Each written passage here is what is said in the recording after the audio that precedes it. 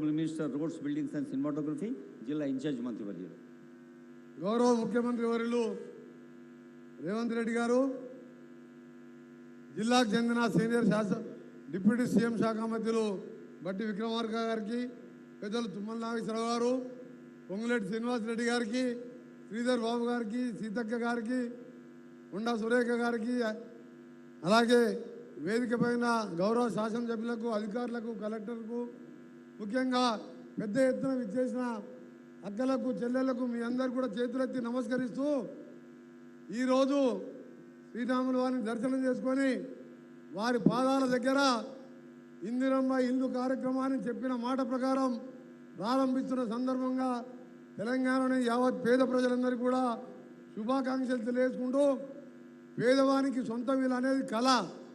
సొంత ఇంట్లో ఉంటే ఆత్మగౌరవం పెరుగుతుంది. అలాంటిది మనం గత 10 సంవత్సరాల కింద ప్రభుత్వం ఉన్నప్పుడు దాదాపు 30 లక్షల ఇల్లు తెలంగాణలో ఆ రోజుల్లోనే 2004లోనే ₹1,00,000 ఇవ్వడం జరిగింది. కానీ మాయ మాటలతో అధికారంలోకి వచ్చిన కేసీఆర్ గారు 7 లక్షల కోట్లు అప్పు చేసి కూడా ఒక్క ఇల్లు కట్టలేదు. ఆయన మాత్రం ప్రగతి భవన్, ఫామ్ హౌస్ కట్టుకున్నాడు, కొడుకు బిడ్డ ఇల్లు కట్టుకున్నాడు తప్ప పేదవానికి ఒక్క ఇల్లన్నా కట్టినా ఇక్కడున్న అక్క చెల్లెలు ఆలోచించుకోవాలి. అందుకనే ఈరోజు 6 గ్యారంటీల్లో ముఖ్యమైన గ్యారంటీ శ్రీరాముని పాదాల వద్ద గౌరవ ముఖ్యమంత్రి గారు ఇవాళ ఇందిరమ్మ ఇళ్ళని ప్రారంభించుకున్న సందర్భంగా మీ అందరికీ ఒకటే మాటిస్తున్నాం. ముఖ్యమంత్రి గారి నాయకత్వంలో మంత్రులందరం, ఎమ్మెల్యేలం ఈ 5 ఏళ్ళ పేద ప్రజల కోసం పనిచేస్తాం. మీ అందరికీ కూడా చెప్పిన కార్యక్రమాలు, చెప్పని కార్యక్రమాలు ప్రతి ఒక్కరికి ముఖ్యమంత్రితో పాటు అందుబాటులో ఉండి పనిచేస్తామని చెప్పి మీ అందరికీ కూడా హామీ ఇచ్చుకుంటూ ఇప్పుడే యాదాద్రి లక్ష్మీనరసింహని, యాదగిరిగుట్ట లక్ష్మీనరసింహని దర్శించుకొని ఇక్కడికి రావడం జరిగింది.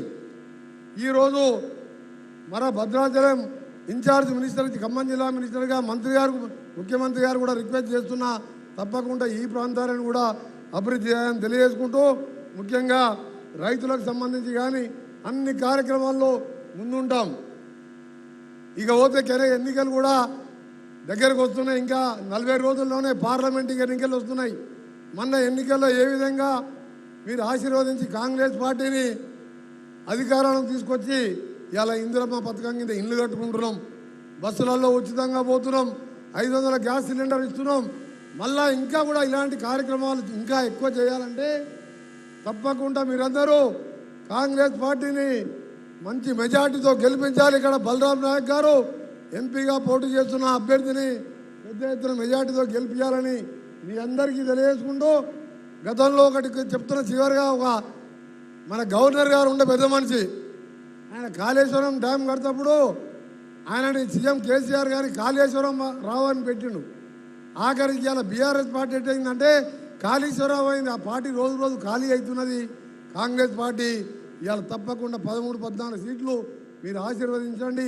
ఇంకా మంచి పనులు చేస్తూ 10 సంవత్సరాల పాటు తెలంగాణ ఇచ్చిన సోనియా గాంధీ రుణం తీసుకుంటూ అన్ని కార్యక్రమాలు చేస్తామని తెలియజేసుకుంటూ, మరొకసారి ఇందిరమ్మ పథకం లాంచ్ చేస్తున్న మా ప్రభుత్వానికి ప్రజలు పార్టీలకు అతీతంగా ఆశీర్వదించాలని కోరుకుంటూ సెలవు తీసుకుంటున్న అందరికీ నమస్కారం.